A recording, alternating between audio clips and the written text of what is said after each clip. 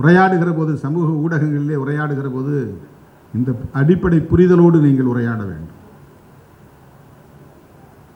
ஏன் நாம் பேசுகிறேன்னா, அவங்க சொல்கிற மாதிரி இந்த திமுகவுக்கு முட்டு கொடுங்க. முட்டு கொடுக்குற என்ன அர்த்தம் தெரியுமா? ஒன்று சாஞ்சி போகாமல் இருக்கிறது தான் முட்டு கொடுக்கணும். இப்போ திமுக சாயிற நிலையில் இருக்கா? அது ஆளுங்கட்சியாக இருக்குது. அதே அயோக்கியத்தனமான ஒரு உரையாடல் இல்லை. அது அவதூறே லாஜிக்காக இல்லையே. அது ஒரு லாஜிக் இருக்கணும்ல. ஒரு கட்சி பலவீனப்பட்டு அது சாஞ்சி விழ போகிற நிலையை ஒருத்த போய் இல்லைன்னு தாக்கி பிடிச்சா அதுக்கு பேர் முட்டு கொடுக்குறது. ஒரு செவரு சாய போகுதுன்னா உடனே என்ன பண்ணுவான்? ரெண்டு தடியை கிடியை எடுத்துகிட்டு போய் வச்சு கல்ல வச்சு முட்டு கொடுப்பான், வீழ்ந்துடாமல் இருக்கிறது.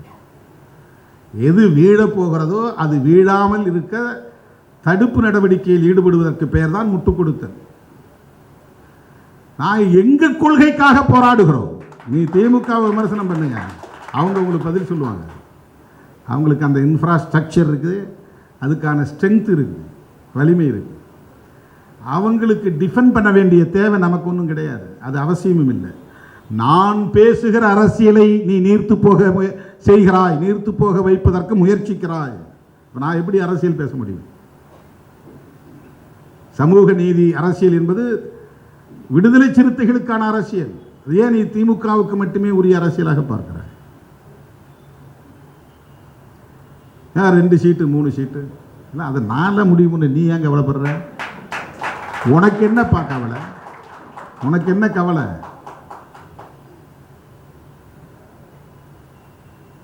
இப்போ 10 சீட்டு கொடுக்குற இடத்துக்கு போனால் சரியாயிருமா? அது 10 சீட்டு ஒருத்தன் கொடுத்துட்றான், 15 சீட்டு கொடுக்குறான், உடனே ஆட்சி பிடிச்சிட முடியுமா? யோசிச்சு பாருங்க.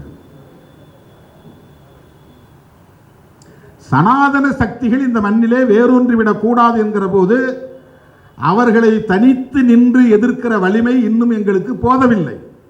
எனவே அவர்களை எதிர்க்கிற அத்தனை பேரோடும் நாங்கள் கைகோர்த்து நிற்கிறோம். இடதுசாரிகளோடு நிற்கிறோம், காங்கிரஸோடும் கூட எங்களுக்கு முரண்பாடு இருந்தாலும் சேர்ந்து நிற்கிறோம். ஏனென்றால் திருமாவளவன் உயர்த்தி பிடித்த அரசமைப்பு சட்டத்தை இன்றைக்கு ராகுல் காந்தி உயர்த்தி பிடிக்கிறார். ஈழத்தமிழர் பிரச்சனையில் அவங்களோடு எங்களுக்கு முரண்பாடு இருக்கிறது, அது வேறு, அது விமர்சிக்கிறோம். ஆனால் அது காங்கிரஸுக்கு மட்டுமே உரியதல்ல, அது சர்வதேச அரசியல். ஈழத்தமிழர் அரசியலில் பாகிஸ்தானுக்கும் பொறுப்பு இருக்கிறது, சைனாவுக்கும் பொறுப்பு இருக்கிறது, கனடாவுக்கும் பொறுப்பு இருக்கிறது, அமெரிக்காவுக்கும் பொறுப்பு இருக்கிறது. 22 நாடுகள் பிரபாகரன் அவர்களை எதிர்த்து களத்திலே நின்றன. ஏன் அவனுங்களெல்லாம் யாரையும் நீங்கள் பேச மாட்டேங்கிறீங்க? ஒன்று அரசியல் அறியாமையாக இருக்கணும், இல்லைன்னா வெறும் அரசியல் ஆதாயத்திற்கான வன்மமாக இருக்க வேண்டும், அவ்வளவுதான். இப்போ இங்கே இவங்க என்ன பேசுகிறாங்கன்னா, திராவிட அரசியலுக்கு எதிரான வெறுப்பு அரசியலை விதைக்கிறார்கள்.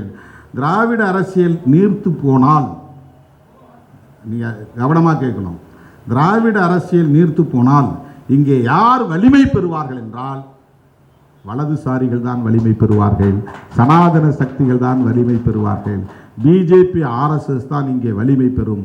இந்த தேர்தலில் அவன் ஆட்சிக்கு வரமாட்டான், ஆனால் இந்த தேர்தலில் அந்த கட்சி அதிமுகவை பலவீனப்படுத்தி 2வது இடத்திற்கு வருவதற்கான முயற்சியை செய்கிறது. அதை மறந்து விடக்கூடாது.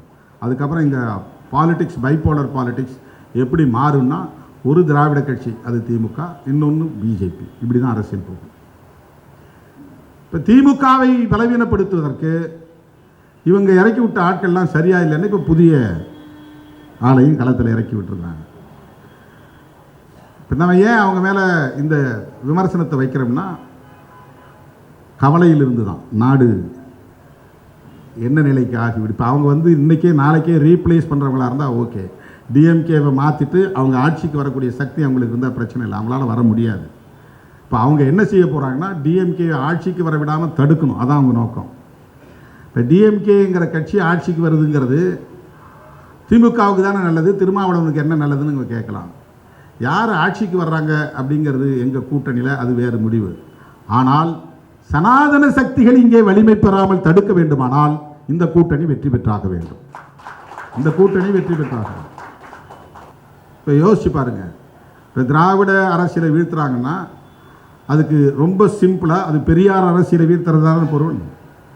பெரியார் அரசியலை வீழ்த்தி விட்டால் நாம் என்ன அரசியல் பேசணும் சொல்லுங்கள்? என்ன அரசியல் பேச முடியும்? பெரியார் அரசியல் அம்பேத்கர் அரசியலும் ஒன்று தான். இப்போ பெரியார் அரசியலை பேச முடியலன்னா அம்பேத்கர் அரசியலை பேச முடியாது. ரெட்டமலை சீனிவாசன் தலைவரா, அம்பேத்கர் வழிகாட்டியான். என்ன பம்மாத்து வேலை இது? அது என்னது ரெட்டமலை சீனிவாசன் தலைவர்? ரெட்டமலை சீனிவாசனே தன்னுடைய தலைவராக ஏற்றுக்கொண்டவர் புரட்சியாளர் அம்பேத்கர் அவர்கள். வயதில் இளைய அம்பேத்கரையே தன்னுடைய தலைவராக ஏற்றுக்கொண்டவர் தாத்தா ரெட்டமலை சீனிவாசன். இப்போவும் நமக்கு ஒரு அரசு தேவைப்படுகிறது. அது ஏன் இந்திய அரசாக இருக்கக்கூடாது? சரி, காங்கிரஸ் போய்விட்டது. பிஜேபி ஆட்சிக்கு வந்து இன்னைக்கு 11 வருஷம் முடிஞ்சு போச்சு. பிஜேபியுடைய நிலைப்பாடு என்ன? புலிகளை ஆதரித்தார்களா? தமிழீழ கோரிக்கையை ஆதரித்தார்களா? விடுதலை புலிகள் மீதான தடையை நீக்கினார்களா?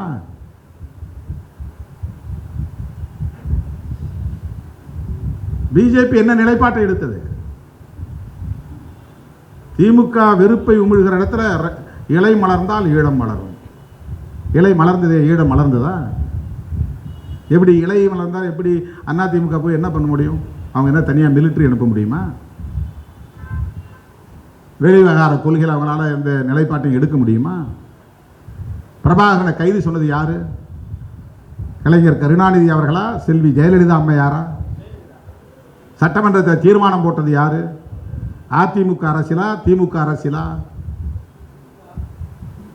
ராஜீவ் படுகொலைக்கு பிறகு தமிழ்நாட்டிலே ஈழ அரசியலை பேசக்கூடாது என்று முடிவெடுத்த கட்சி எது? திமுகவா, அதிமுகவா?